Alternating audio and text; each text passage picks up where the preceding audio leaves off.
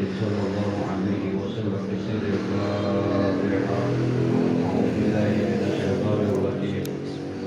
بسم الله الرحمن الرحيم. الحمد لله رب العالمين الرحمن الرحيم مالك يوم الدين. إياك نعبد وإياك نستعين اهدنا الصراط المستقيم صراط الذين أنعمت عليهم غير المغضوب عليهم ولا الضالين آمين. Bismillahirrahmanirrahim. Alhamdulillahi rabbil alamin.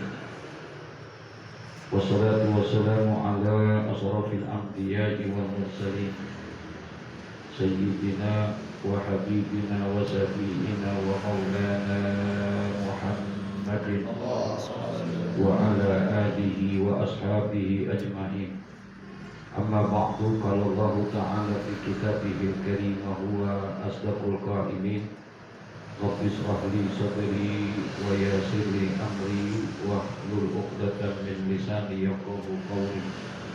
Rabbi yassir wa la tu'assir, rabbi tamim bi khair. Subhanaka la ilma lana illa ma 'allamtana innaka antal alimul hakim. Wa la hawla wa la quwwata illa billahil aliyyil 'azim. Wal akhiratu zulmatun ay li kasratil ahwali wasiraju laha al amal salih. Gitu ya. Jadi masih membahas tentang perkataan daripada Sayyidina Abu Bakar As-Siddiq radhiyallahu anhu, di mana kata beliau zulumatun khamsun, kegelapan itu ada 5. Wasuruju laha khamsun, dan cahaya yang menerangi kegelapan itu juga ada 5. Yang pertama, hubbud dunya zulmatun. Terlalu cinta kepada dunia itu bisa menggelapkan hati kita. Ya.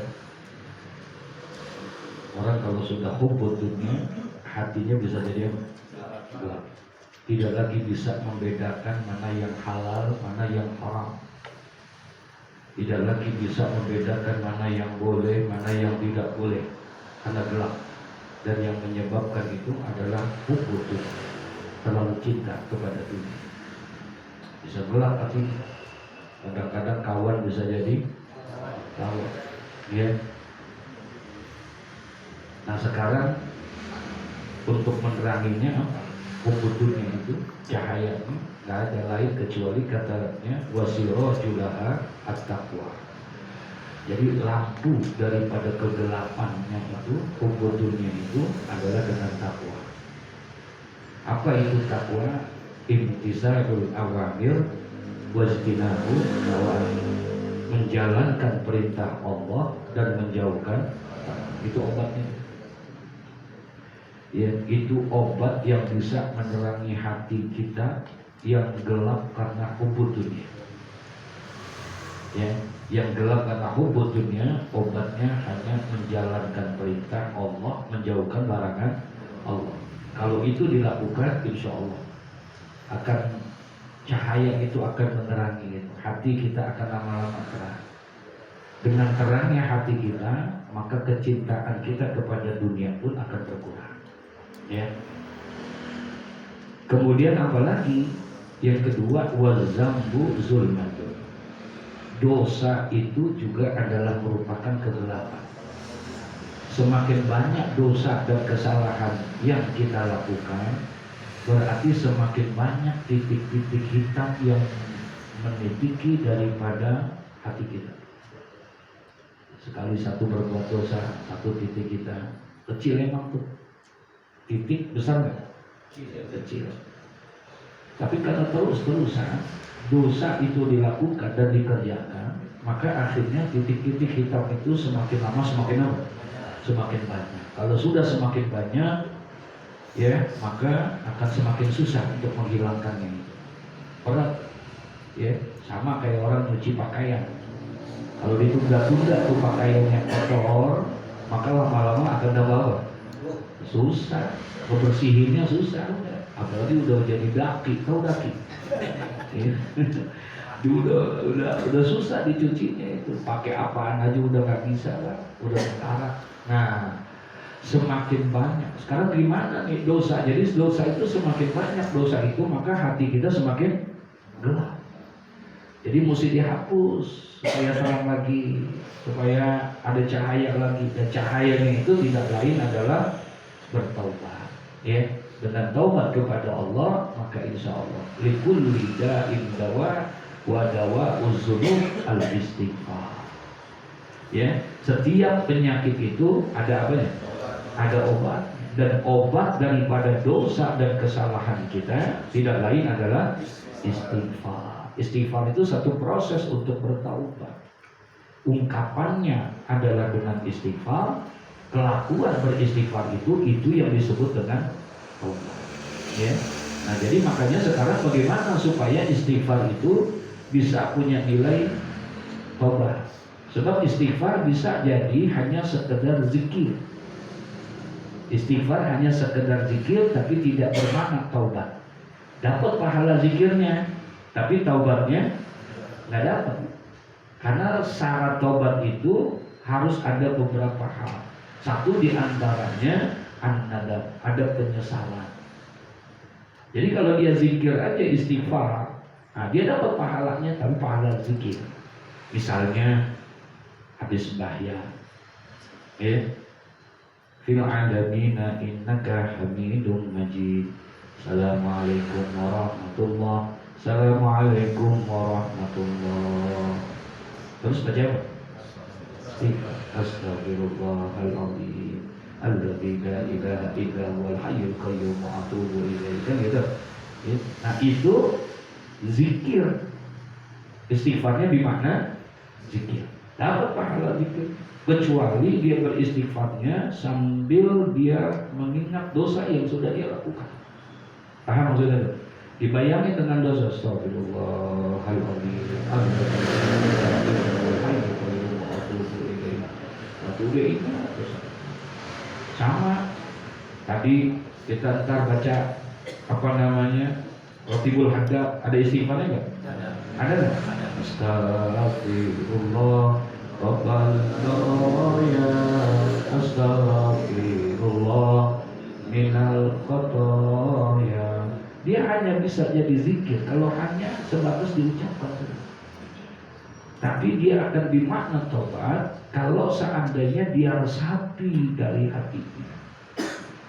Minta ampun, ada penyesalan dosa-dosa yang pernah dia lakukan. Nah, dengan istighfarnya itu obat namanya. Nah, kata Sayyidina Abu Bakar As-Siddiq, az-zambu zulmatun. Jadi dosa itu merupakan sebuah kegelapan. Wa sirajul lahu taubat, dan cahaya yang menerangi daripada kegelapan daripada dosa itu adalah dengan cara bertobat kepada Allah Subhanahu wa taala. Semakin banyak tobat yang dia lakukan, maka semakin hilang daripada dosa-dosanya. Kalau dosa-dosanya sudah hilang, berarti semakin terang hatinya. Ya, dari hapus tuh titik-titik hitam tadi. Dengan sebab dia bertobat. At-taibu minaz-zambi kama zambala. Jadi orang yang bertobat itu kata Nabi seperti orang yang tidak mempunyai dosa. Jadi harus tuh dia, sekalipun dia melakukan dosanya seringkali, padahal malam nih tahajud nangis bertobat, pagi ngelakuin lagi. Bisa begitu nggak? Halo? Bisa nggak?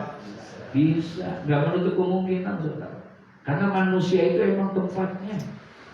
Makanya harus banyak istighfar ya di situ. Rasulullah Shallallahu Alaihi Wasallam fi kulli yaumin wa lailatin, setiap hari satu malamnya Rasulullah nggak kurang 100 kali beristighfar. Padahal kalau bicara dosa, punya dosa nggak? Allah yang bilang liyaghfira lakallahu ma taqaddama min dzambika wa ma ta'akhkhar. Udah nggak ada dosanya lagi. Rasulullah udah dijamin sama Allah, nggak punya dosa, nggak punya ini. Tapi istighfarnya nggak kurang 100 kali setiap hari. Masya Allah. Sementara kita yang dosanya Begitu banyaknya istighfar kita, bisa kita hitung berapa banyak. Ya, berapa banyak kita beristighfar. Kita minta ampun kepada Allah Subhanahu wa taala. Nah, ini yang kurang buat kita. Ya, makanya mesti banyak kita dengan cara kita beristighfar, dengan cara itu, maka insya Allah akan menghapuskan tuh. Insya Allah hati kita jadi terang. Ya, insya Allah.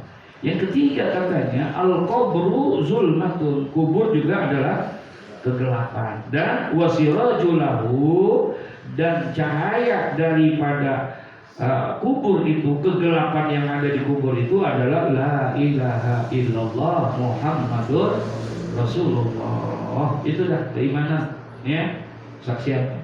Nah, kemudian yang selanjutnya kata Sayyidina Abu Bakar As-Siddiq, wal akhiratu, dan akhirat itu juga adalah zulmatun, adalah merupakan kegelapan.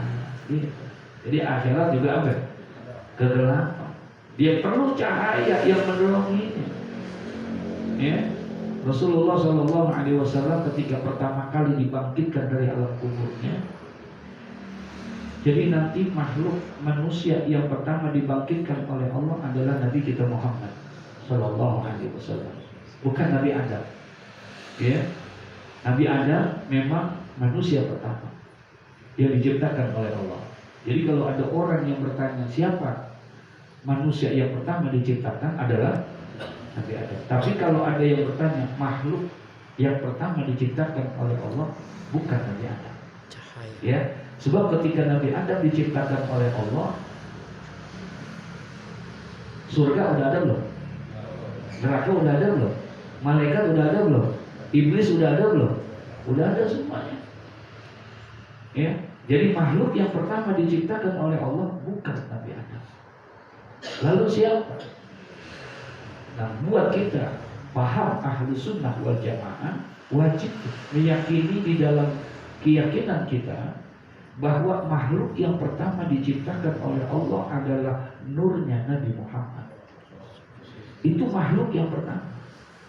Makanya wajar nanti yang pertama kali manusia yang dibangkitkan oleh Allah yang pertama bukan Nabi Adam, tapi adalah Nabi Muhammad. Karena Nabi Muhammad adalah nurnya Nabi Muhammad, adalah makhluk yang pertama diciptakan oleh Allah. Dari mana? Dari semua catatan-catatan kehidupan. Makanya ketika Nabi Adam diciptakan oleh Allah, melek matanya udah ada nama Nabi Muhammad. Ada tulisan itu la ilaha illallah Muhammadur Rasulullah. Udah ada nama siapa? Nabi Muhammad. Sudah ada Nabi Muhammad. Padahal orangnya belum ada.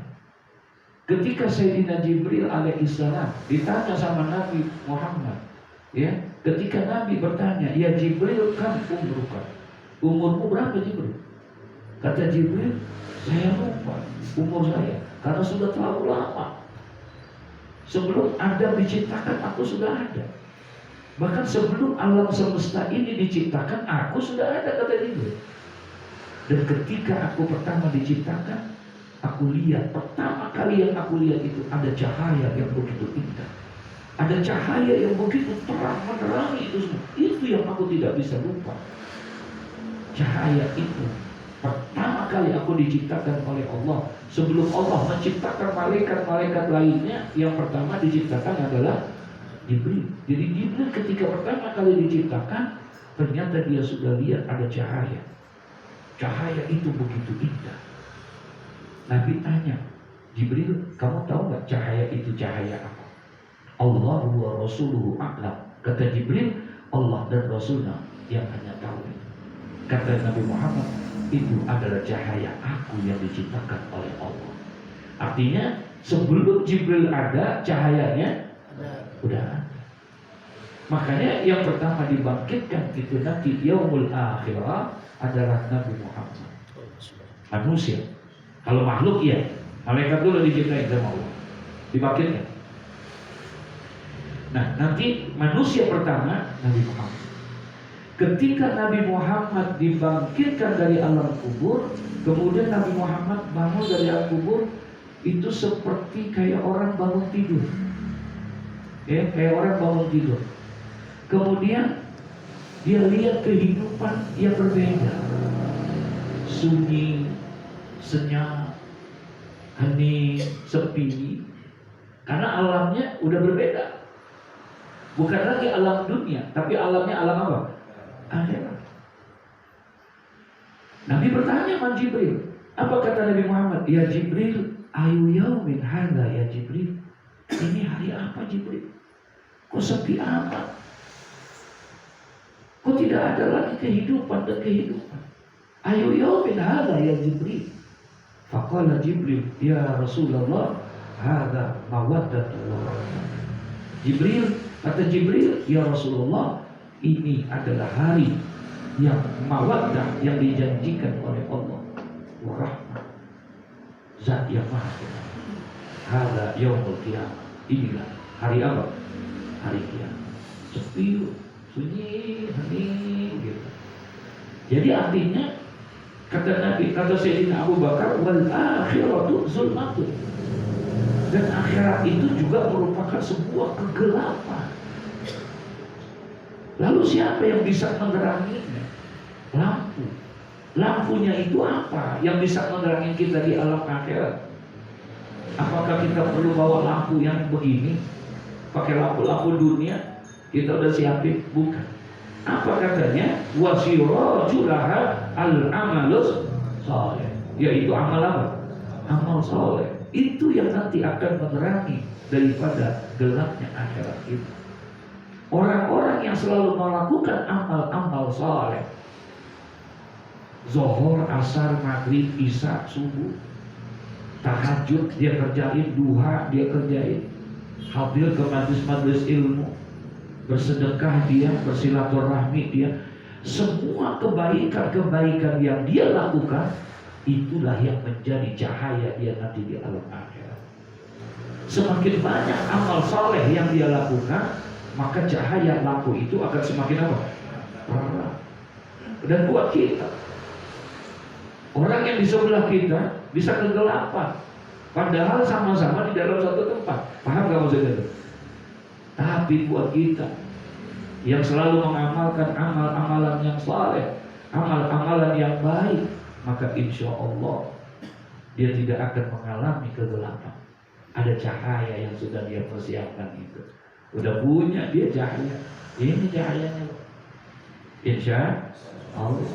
Ini cahaya. Letihnya kita ibadah, letihnya kita melaksanakan perintah Allah. Berat memang ngaji itu, berat memang ya, ibadah itu berat gak? Berat, letih, berat. Kita capek, kita ini, kita itu, dan lain sebagainya. Nah, itu insya Allah nanti dia akan menjadi cahaya. Ya, dia akan menjadi baru di sono. Apa kata kita? Untung gua ngaji. Iya, untung gua sembahyang. Untung gua ibadah. Jangan lagi di akhirat. Sering disampaikan di dalam majlis ini. Betapa orang-orang yang sudah meninggal dunia, yang sekarang ini berada di alam kubur, Al-Quran menjelaskan dan menggambarkan mereka para ahli kubur berteriak-teriak minta sama Allah agar dikeluarkan dari alam kuburnya. Ya Allah, keluarkan aku dari alam kubur. Aku mau sholat, aku mau sedekah, aku mau ibadah. Aku gak kuat dengan gelapnya ini alam kubur. Aku gak kuat dengan azab dan siksanya di alam kubur. Ya Allah, keluarkan aku. Udah di dalam kubur, sekarang dia minta diapain?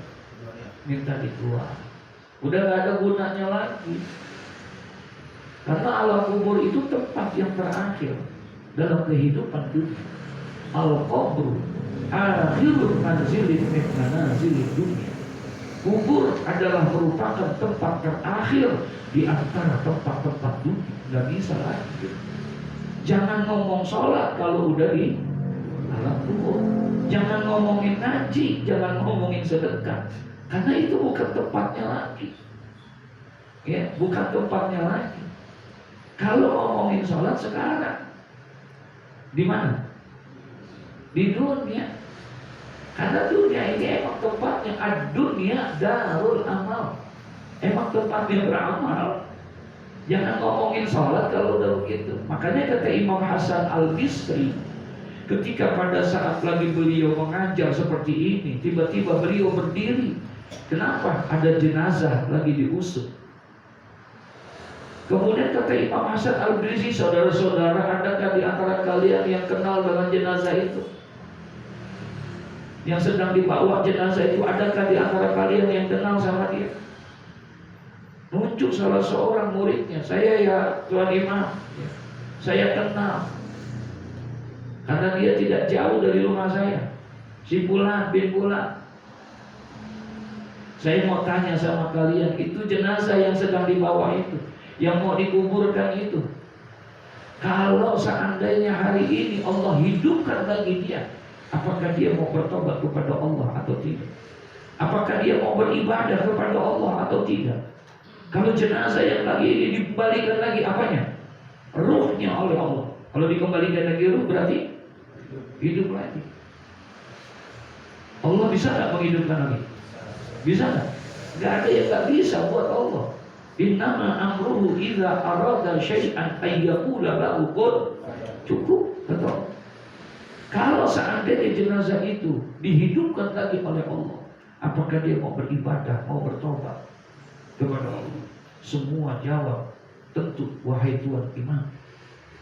Pasti jenazah itu akan bertobat, pasti jenazah itu akan sholat, pasti jenazah itu kalau dihidupkan lagi, gak ada yang dia lakukan kecuali hanya beribadah kepada Allah. Apa kata Imam Hasan Al-Bisri? Sayang, seribu sayang, saat ini sudah tidak bisa lagi dikembalikan lagi, karena sudah selesai masa. Paham maksudnya? Dia sudah tidak bisa lagi dikembalikan oleh Allah, karena dia sudah meninggal dunia. Batas hidupnya di alam dunia sudah selesai. Dia tidak lagi mungkin bisa sholat, dia tidak mungkin lagi bisa ngaji, dia tidak mungkin lagi bisa ibadah kepada Allah. Cukup buat kita, katanya tuh, kata Imam Hasan Al-Bisri, mumpung sekarang kita masih bisa sholat, mumpung sekarang kita masih bisa ibadah kepada Allah, jangan engkau tinggalkan itu. Kalau engkau sudah digotong seperti itu, maka engkau tidak mungkin melakukan ibadah, karena sudah selesai waktu itu. Nah, ibadah-ibadah yang kita lakukan, ibadah, semua kebaikan itu, kullu ma'rufin ibadah. Semua kebaikan itu adalah ibadah. Semua ibadah yang kamu lakukan itu, dia nanti akan menjadi lampu, menjadi cahaya yang menerangi gelapnya alam akhirat. Insya Allah. Itu yang harusnya ditanamkan dalam diri kita. Ya, setiap kebaikan yang kita lakukan, di situ akan Allah rubah menjadi cahaya yang menerangi kita. Ya, semua kebaikan, sekecil apapun kebaikan itu, sekecil apapun kebaikan itu, Allah lihat nggak? Allah lihat nggak? Iya. Sekecil apapun kebaikan yang kamu lakukan, yang kamu kerjakan, Allah melihatnya, Allah menyaksikannya, dan Allah pasti akan balas dengan balasan pahala yang berlipat ganda nanti berupa cahaya-cahaya yang menerangi kita. Insya Allah. Kalau kebaikan yang kamu lakukan Allah lihat dan Allah akan balas dengan ganjaran pahala. Begitu juga dosa dan maksiat yang kamu lakukan, ya, di alam dunia ini. Sekecil apapun dosa itu, terlihat ataupun tidak terlihat dosa itu, Allah pasti akan balas, karena tidak ada satupun kesalahan yang bisa lepas daripada pengadilan Allah Subhanahu wa ta'ala. Alamul akhirah, kata Sayyidina Abu Bakar As-Siddiq, al-akhiratu zulmatun, akhirat itu merupakan sebuah kegelapan, ya. Wasirajulaha al-amalu saleh, dan cahayanya bagi alam akhirat itu, lampu yang bisa menerangi alam akhirat itu apa? Al-amalu saleh, yaitu amal apa? Amal soleh kita, insya Allah. Asal amal soleh itu dikerjakan dengan apa? Ikhlas. Nah itu aja, ya. Amal soleh dikerjain tapi gak ikhlas, ya gak ada nilainya di hadapan Allah. Ya. Innallaha la yaqbalu minal a'mali illa ma kana lahu khalishan. Sesungguhnya Allah Subhanahu wa taala tidak akan menerima amal daripada seorang hamba, tidak akan diterima oleh Allah amal-amal yang dilakukan oleh seorang hamba illa ma kana lahu khalishan, kecuali amal itu dilakukan dengan apa? Ikhlas. Dan yang perlu kita garis bawahi, ikhlas itu yang tahu hanya kita dengan siapa? Allah. Kalau kita maka gak ada yang tahu ini. Bapak-bapak ikhlas apa lagi? Hah? Kata siapa? Astagfirullah. Ya, berat benar. Nah, itu cahayanya insya Allah tuh. Kalau dia ikhlas, terang. Hati itu yang kecil. Kadang-kadang kan kita enggak. Maunya amal yang kebaikan yang kecil kadang-kadang kita anggap remeh aja. Saking kita anggap ringan, kita anggap remeh, jadi kita nggak kerjain. Karena kebanget kita punya yang berat-berat aja, puasa 40 hari. Ngapal Quran. Itu yang kita mau lagunya. Padahal Nabi bilang wala tahqiranna minal ma'rufi syai'an. Jangan sekali-kali kamu anggap remeh perbuatan kecil, kebaikan sekecil apapun, jangan kamu remehkan itu. Karena ketahuilah katanya, di dalam setiap kebaikan itu pasti tersimpan di dalamnya ridhonya Allah. Jadi di dalam perbuatan yang baik itu tanamkan di dalam diri kita nih. Setiap perbuatan yang baik itu pasti di dalamnya itu terdapat apa? Ada ridho Allah, ada rahmat Allah.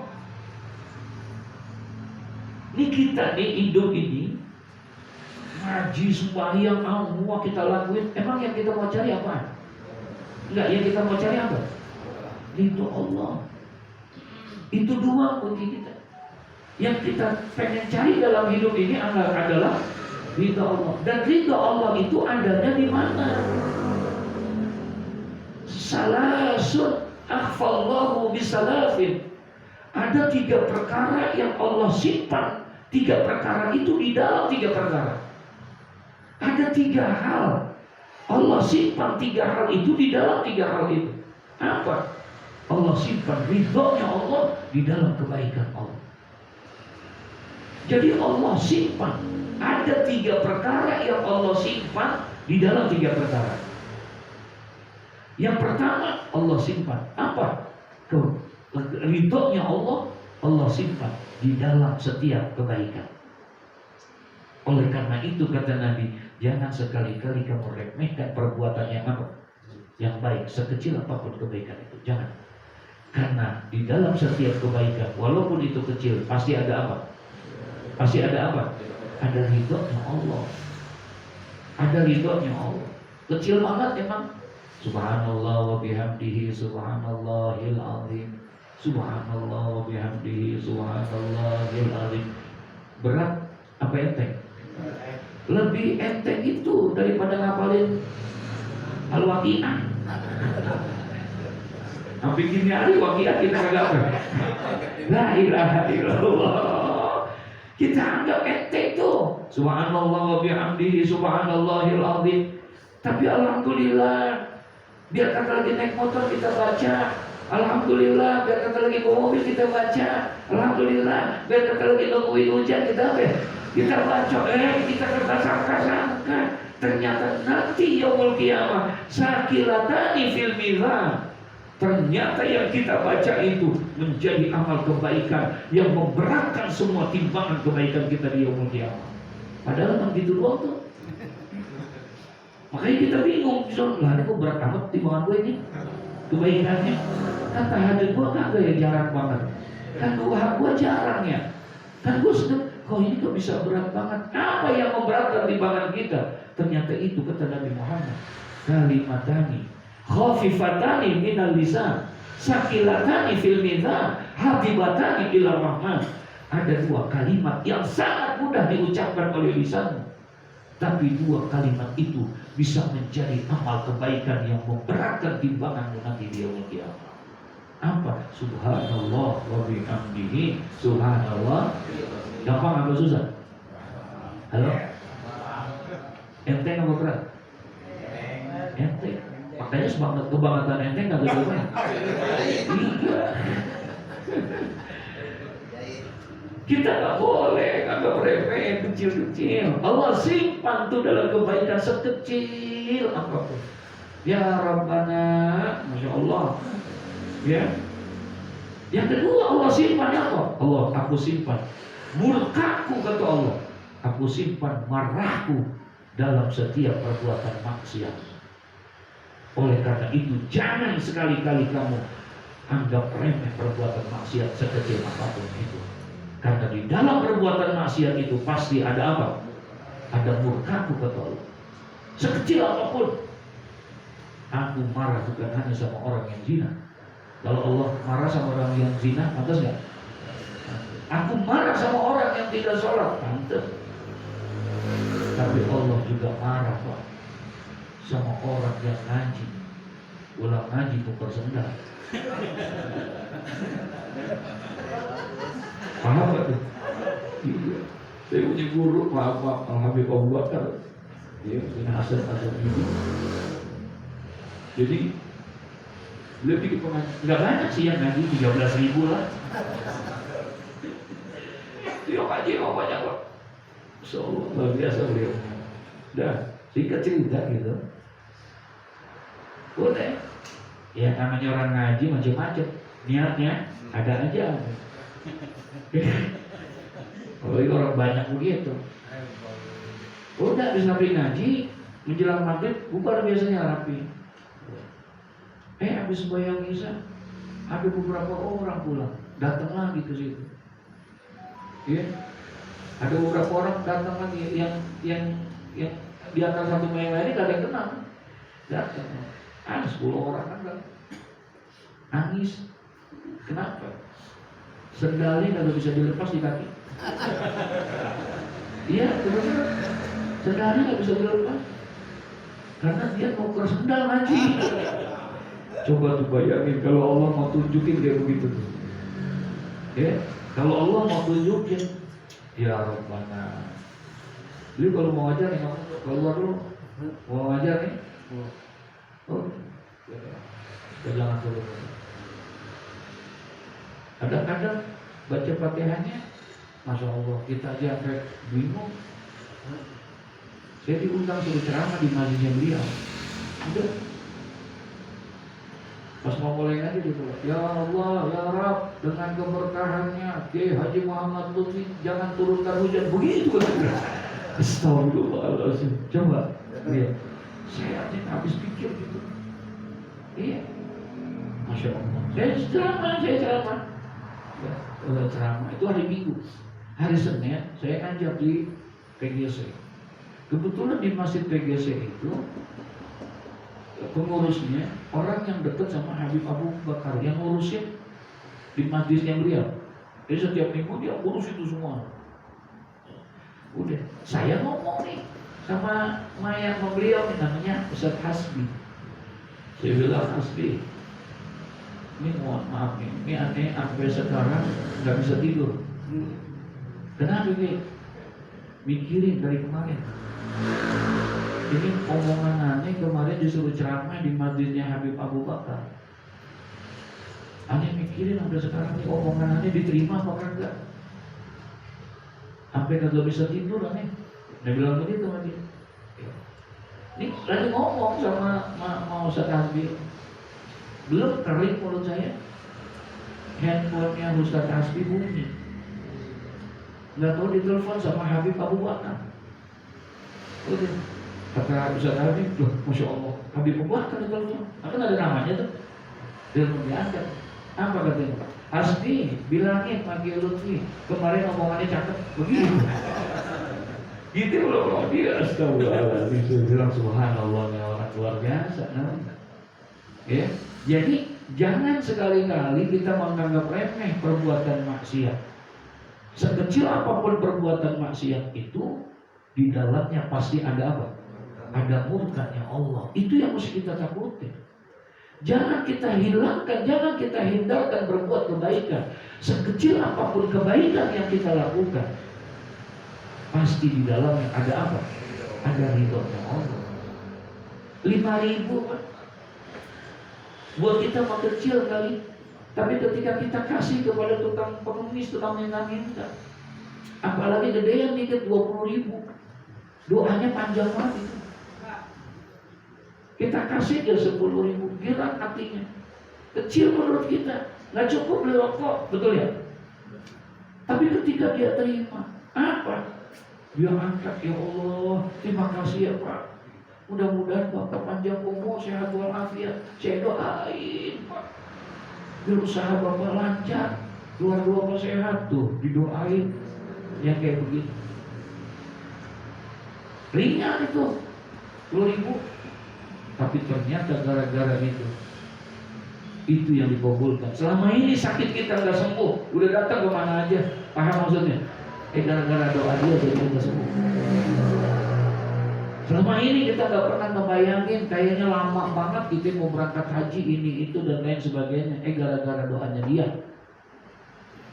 Karena tulusnya dia berdoa, mudah-mudahan Bapak cepat berangkat haji Pak. Padahal nungguin berangkatnya nanti tahun 2036. Iya, masih lama banget. Sekarang umurnya baru 84.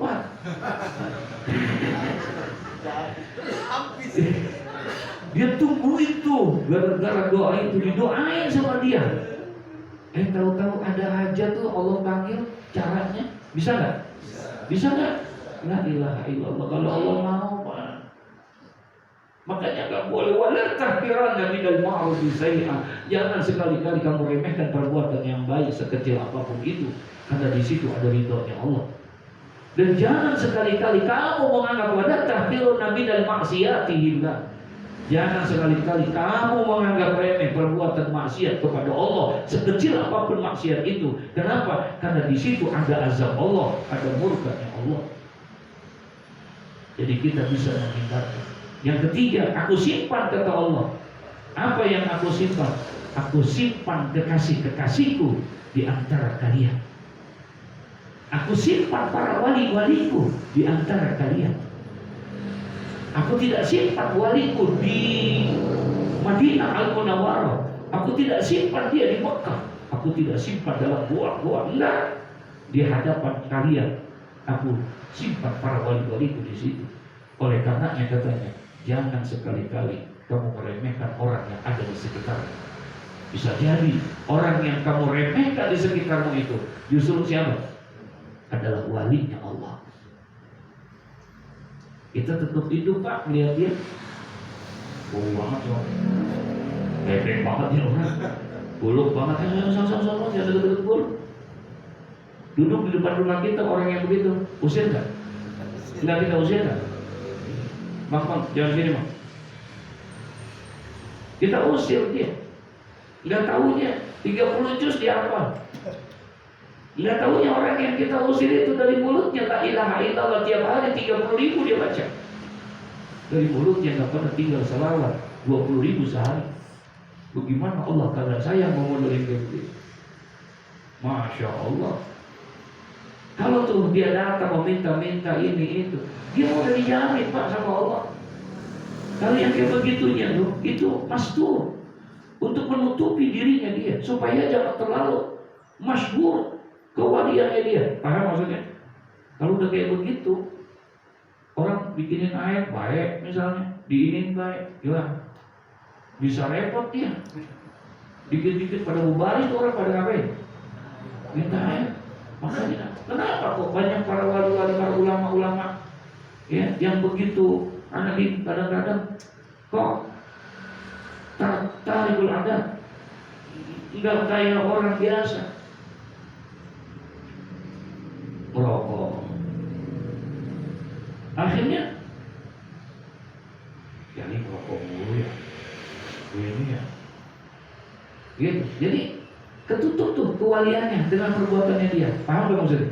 Sengaja Allah tutupkan perbuatan-perbuatan yang kayak begitu. Siapa yang nyangka kalau gurunya seorang Hujjatul Islam Abu Hamid Al-Ghazali, gurunya Imam Ghazali, kita pikir seorang ulama syekh besar ini itu ilmunya, yang makomnya tukang sol sepatu, Pak. Gurunya Imam Ghazali tukang sol sepatu itu, Pak. Bayangin ya, kenapa kok begitu? Beliau mereka menutup daripada kebiasaan sehingga orang tidak mengetahui. Ulama-ulama dahulu lebih banyak mastur. Mastur itu tertutup, tidak mau dikenal. Ulama terdahulu lebih banyak masturnya daripada masyhurnya, tidak mau dikenal. Kebalik, kalau sekarang lebih banyak apa? Pengen apanya? Pengen dikenalnya, pengen masyhurnya dibandingkan dengan masturnya. Sekarang nyari ulama mastur susah, ya, nyari ulama-ulama yang kayak begitu susah, gitu. Ya. Nah, jadi oleh karena itu kembali kita, akhirat itu termasuk sebuah kegelapan dan lampunya adalah amal soleh. Rudiya annahu qala sallallahu alaihi wasallam qala inna Allah yuhibbu an yu'khadha bi ruqasihi kama yuhibbu an yu'khadha bi azaimihi. Sesungguhnya Allah Subhanahu wa taala ya yuhibbu mencintai dia ayyuh khaza bi ruqsihi, orang yang senantiasa melakukan ya kemurahannya Allah, dispensasinya Allah. Kama yuhibbu ayyuh khaza bi azaimihi, sebagaimana Allah mencintai orang yang telah melaksanakan ketetapannya. Ya, innallaha ba'asani bil hanifiyah as-samhati dini Ibrahim. Ya, sesungguhnya Allah telah mengutus aku dengan ajaran yang lurus, dengan ajaran yang lembut, ajaran yang baik sebagaimana diajarkan oleh Nabi Allah Ibrahim. Jadi Allah sangat menyukai yuhibbu ayyukhadha bi ruqasihi. Allah tuh senang kalau Allah kasih keringanan buat hambanya dikerjain. Allah kasih keringanan. Kalau memang kamu sakit, ya sembahyangnya duduk, jangan berdiri, kamu gak kuat. Ya, itu namanya rukhsah tuh. Itu namanya keringanan, itu namanya dispensasi. Ternyata sembahyang duduk boleh gak? Boleh. Tapi buat siapa? Buat orang yang gak kuat berdiri. Nah, itu namanya keringanan. Ini enggak maksain. Sakit-sakit udah gak kuat, tapi tetap gue pengen tetap lebih afdol, gue pengen berdiri aja karena pahalanya lebih besar. Maksain diri. Apa bagus begitu? Enggak, malah justru lebih gak bagus. Dibolehkan orang yang bermusafir gak puasa. Paham tuh maksudnya? Orang yang berpuasa, orang yang dalam musafir gak berpuasa, boleh dia. Dia batalkan puasanya, boleh. Diganti dengan hari yang itu namanya dispensasi. Ini dia paksain, enggak. Gue pengen pahala gue gede, gue tetap puasa pulang kampung, naik bis, puasa ngeliat sampai di kampung rambutan, mau naik bis ngeliat kalau di terminal begitu, kira-kira bulan puasa ada nggak yang nggak puasa?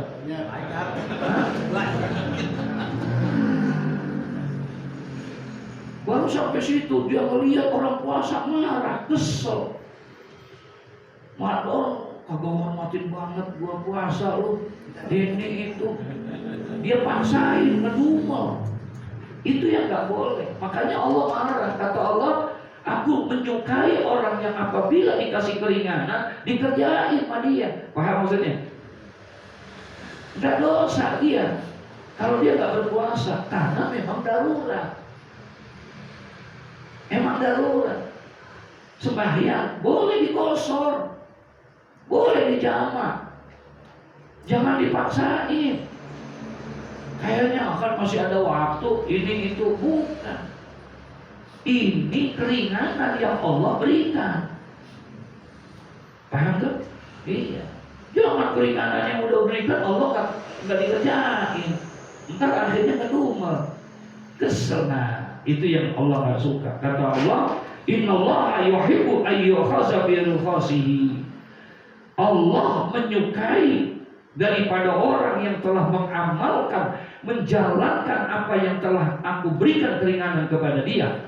Saking sukanya, kama yuhibbu, sebagaimana aku, Allah menyukai sebagaimana orang yang mengerjakan apa yang sudah ditetapkan oleh Allah. Sama Pak. Ternyata sembahyang duduknya orang yang sakit sama orang yang berdiri nilainya di hadapan Allah sama. Paham tuh?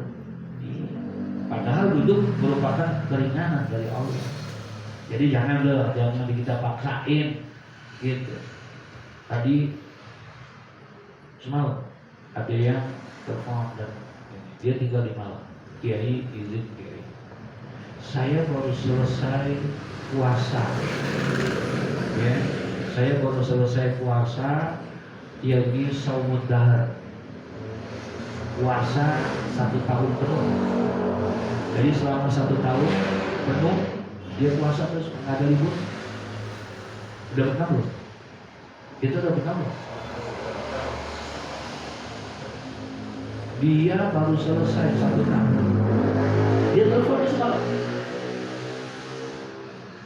Dia minta arahan apakah saya lanjutin lagi atau tidak. Puasa 1 tahun penuh, kagak ada apanya, liburnya. Pagi buka, ya, artinya siangnya puasa. Tuh. Nah, ini urusan berat apa enteng?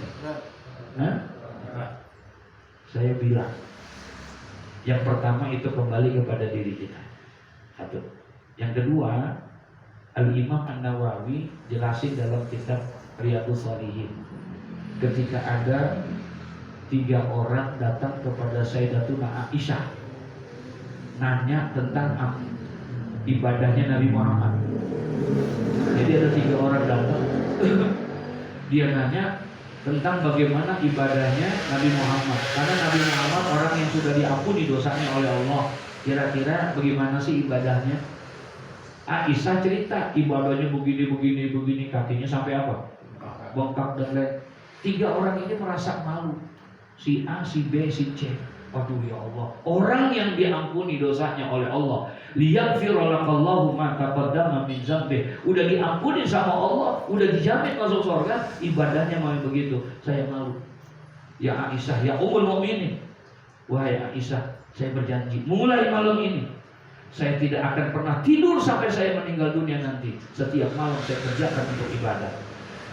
Dia janji itu. Nabi aja ibadahnya begitu. Saya malu. Mulai hari ini malam saya tidak akan pernah tidur. Saya akan selalu hidupkan malam itu buat apa? Ibadah. Bagus nggak? Bagus nggak? Itu si A. Si B ngomong. Kata si B, saya pun berjanji.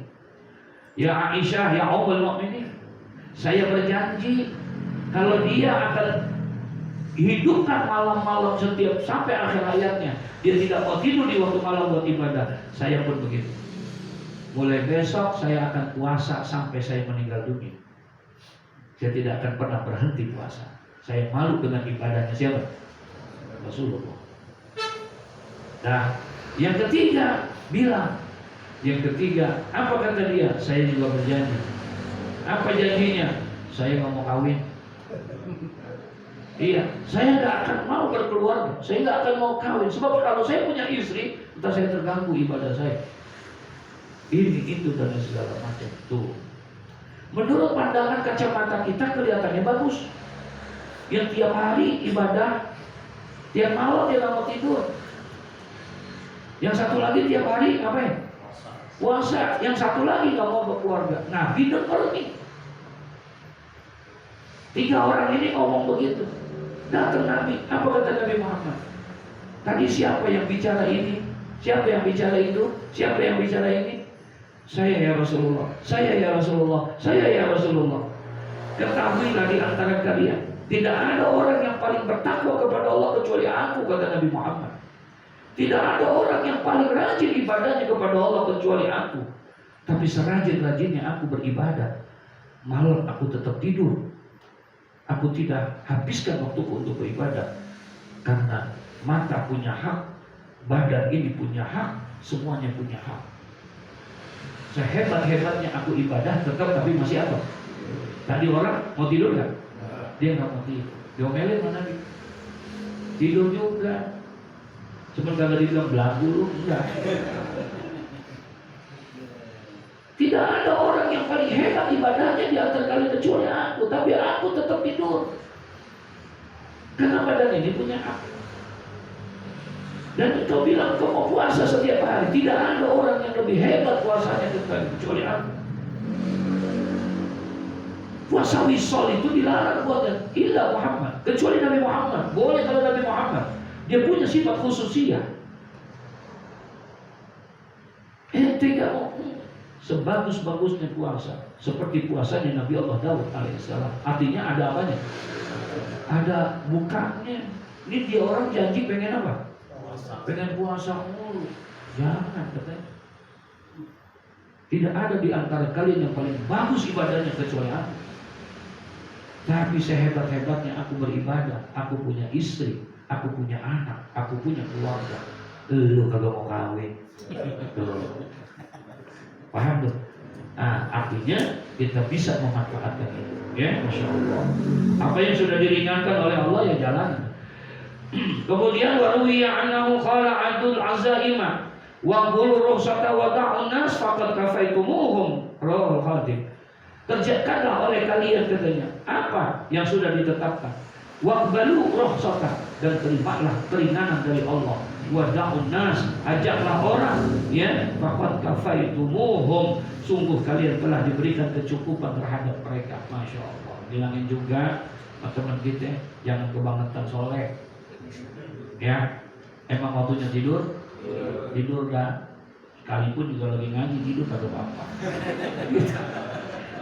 Wa ruwiya annahu man qala man lam yaqbal rukhsatallah kana alaihi minal ismi mislu jabalil arafah. Ya Rabb. Kata Nabi, man lam yaqbal rukhsah, barang siapa yang tidak mau menerima keringanan dari Allah. Paham nih? Yang tidak mau menerima dispensasi dari Allah, keringanan dari Allah Subhanahu wa taala, karena alaihi minal ismi, maka orang itu yang mempunyai dosa daripada dosa seperti apa? Mislu jabalil arafah, seperti dosa sebesar gunung Arafah. Ya, Masya Allah, segitu gede itu dosa. Kalau dia kagak mau jalanin tuh belagu, tahu belagu ya? Iya, disuruh batalin puasa masih tetap apa? Puasa aja. Padahal kalau dia batalin itu jauh lebih baik, ya, daripada puasa tapi akhirnya ngedumel, lihat orang kesel mulu. Ya begitu. Jangan. Terakhir, wasiratu zulmatun wasirajulahu al-yaqin. Ya, atas Sayyidina Abu Bakar, sirat itu, jembatan itu, ya, adalah merupakan zulmatun, kegelapan, wasirajulahu al-yaqin, dan lampu daripada jembatan Shiratal Mustaqim itu al-yaqin, ya, itu adalah keyakinan. Wa huwa tahqiqut tasdiqi bil ghaib bi izalati kulli ghaib. Semua orang pasti akan melewati daripada jembatan Sirat, ya, yang mati syahid, yang hajinya mabrur, semuanya, semua akan melewati jembatan Sirat, jalan. Kecuali para ulama. Kalau ulama mau jalan ditahan, nggak boleh, tunggu dulu di situ. Yang lain disuruh jalan. Ya, kalau ulama enggak, ifhim, berhenti kamu di situ. Apa? Suruh beri syafaat orang-orang yang engkau kenal, yang engkau cintai. Masya Allah. Jadi ulama itu belakangan lewatin apa? Ibadah. Kalau dia sih jalan, kira-kira bisa nggak? Bisa. Selamat nggak? Selamat. Ulama pasti selamat ya. Semata Allah nggak boleh. Begitu kata Syekh Zainuddin Al-Malibari dalam kitab Irsyadul Ibad ila Sabilir Rasyad. Nabi menceritakan di dalam satu hadis yang panjang. Jadi ulama disuruh tunggu kifhina, tunggu fasfah bima. berikan syafaat orang yang engkau kenal, yang ikut kepada engkau. Akhir itu ulama-ulama yang manggil, dia. Nah, doain ulama, karena nanti 3 yang bisa memberikan syafaat kepada Nabi, yaitu al-anbiya wa syuhada wal ulama. Jadi ulama bisa memberikan apa? Syafaat nanti ya Allah. Nah, carilah kita ulama-ulama yang memang istiqomah, ulama-ulama yang ulama bermakna kalimat, karena dia yang akan memberikan syafaat kepada kita nanti insya Allah. Ya Masya Allah, orang susah nyarinya ya. Wal maqalatul khamisatu ila akhiri wallahu a'lam bishawab. Ya, mudah-mudahan ada manfaat.